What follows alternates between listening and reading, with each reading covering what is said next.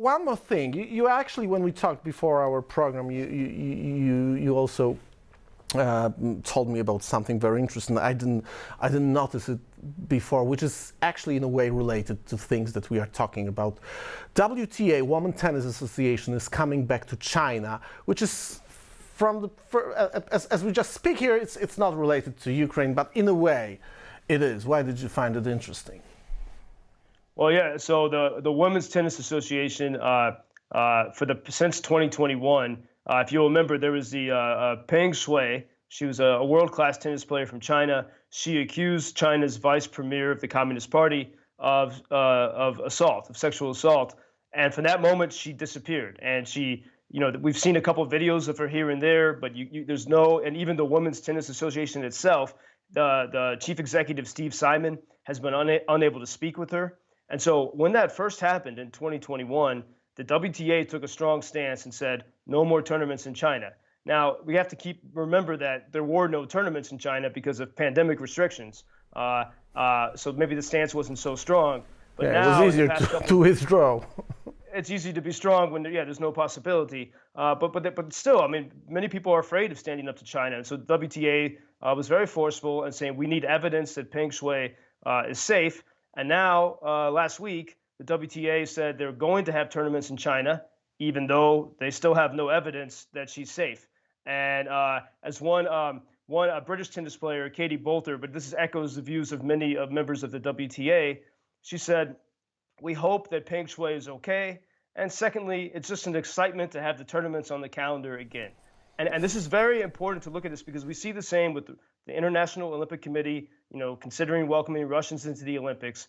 And, while these atrocities are continuing in Ukraine, Michał, last night at a Easter dinner for refugees, I met some old people from Bakhmut. And I was looking in the eyes of an old woman and I said, I've been to Bakhmut, and she said, it was a lovely city. She said, it's Knets, it's gone, it's erased. And so we have cities being erased, we have lives being erased. And what we see, China does the same. I mean, they restrict the freedoms of Hong Kong. They make the exact same threats against Taiwan that Moscow has made against Ukraine. And then we see that these global organizations say, okay, well, we'll slap you on the wrist, but we'll keep working with you. And this is the danger also with Ukraine, that people will start, and that's why I think this intelligence leak is geared toward that, to get people tired of this, to break their spirits, and to make people stop caring so much about this existential fight of people who simply want to be free against evil tyranny. Because you can either be free or not free, a slave. Joe, I wonder if you know who was the person who was speaking to this Chinese tennis player a couple of months ago to give a proof to the international sporting community that she's fine and that everything is all right here.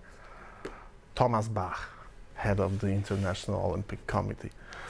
I think it's all clear. I did not know that. Among all the people in the world, exactly the same guy who spoke those things about Russian and Belarusian athletes on Paris Olympic Games. Can I mention one more thing? Sure. Just to mention it, but we look at all these stories about Sudan, and so many of the articles fail to mention the Russian mercenary group, which has been, the main force against the city of Bakhmut, has been deeply involved in Sudan. And people I think we need to start sort of connecting some of these things. Yeah, some of those dots. We can discuss it next week because actually it's very interesting. Probably things will develop by the next Monday. See you, Joe.